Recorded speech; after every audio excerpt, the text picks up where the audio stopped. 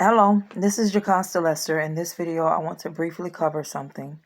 I have somehow found a way to get YouTube strikes.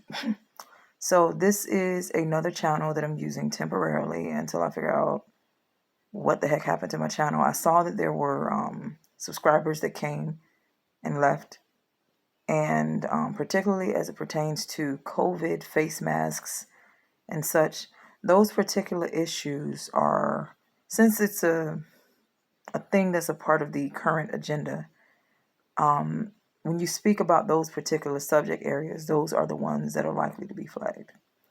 So, because they're trying to promote a particular thing fervently, in other words, they're pushing these masks, they're pushing the vaccines, they're pushing the different things that they basically constructed to torment us as people. I'm being honest with you. These particular things that have been taking place, they're just motivated by purity, hatred, and evil. They're designed to make us all feel like God doesn't love us, like there's no hope and there's no heaven, okay? But there is a heaven. God is there. You can repent. Repent, for the kingdom of heaven is at hand, and it is untrue that God does not love. Okay, God is love. So as it pertains to the other kind of strange love that goes into, well, if he loves you, then he hates someone else. It's best to practice the avoidance of understanding the love-hate relationship with God and just to pursue him with fervor, understanding that he has a right to say no.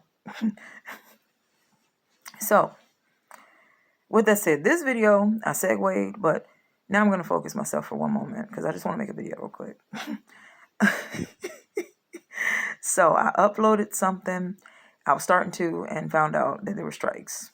I didn't know there were strikes. So, and then I was informed today that there were strikes.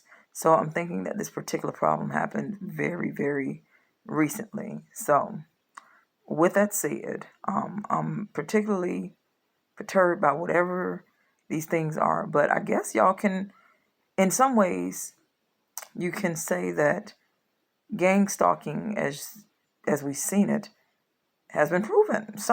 Like some of y'all, I'm not saying that gang stalking is as they state it is, but you've seen the crap I've gone through. It's not always my fault. I've been dealing with some weird stuff right in front of you, and I'm okay to go ahead and just put it out there. Now, check this out. The point of this video is this. I noticed something when I randomly got up and drove to New Jersey and drove all the way to Pennsylvania to go visit a childhood friend. I noticed, and I didn't think anything of it while I was there, but like on the way out, I was in Jersey and didn't nobody sound like they was from Jersey. Why is that? Why did all the people that were supposedly from New Jersey not sound like New Jersey folk? They sounded like people that were bland and transplanted in some ways. Like they were there as people that weren't really from New Jersey, but they were there all over the place. Like when I went there, I'm like, I understood that they pump gas there. But the people weren't, the way that they portray New Jersey openly, they lead us to believe that people from New Jersey have a particular way of speaking. I got there and I didn't hear that way of speaking anywhere I went. So, one part of me says that they surround people with types of people in a form of captivity of sorts. And particularly familiarity has a lot to do with it. The other part of me says, I don't know what to make of it. But it's really odd. It's really odd to go to a place with such a distinct culture and not see it anywhere. And see all of these people that seemed like plants of sorts. Like they were there, but they're not really part of the New Jersey experience. the what they say, the real New Jersey. So I looked at him like, okay. And I forgot what I was trying to say. But I didn't understand, like, what was I living? I went to New Jersey, and this was the first time experience, by the way. I hadn't been there before. So I just upped and, I was freaking out about COVID and all. I just wanted to, okay, let me tell you what I do. And this has been a pattern of mine for years. When somebody seems like they're lying to me, I just go, whatever, I'll fact check. And everybody is assumed to be lying until proven truthful, but not guilty until proven innocent, if that makes any sense. So that I don't treat a person as a liar. I treat them like they're telling the truth, but I'm still fact checking. So the trip that way was to check out something about this whole COVID situation. I wanted to see like what the truthfulness of it was. I wanted to go against what they said. They say don't travel. So I was like, all right, time to travel. They said don't do this, don't do that. So I got up and I went to go and see what was true about it. That I could gather from just going to see another place. And I saw that all of the places that I encountered were odd in that way, in that I was surrounded with a similar people type that I had been surrounded with locally. And it's like, for me, I'm like, is this a concentration city situation, or does the concentration city follow me? And for me, I've thought about it. I'm like, why do all of these odd people show up around me? They don't have no roots in terms of the places that they're from, that they say they're from.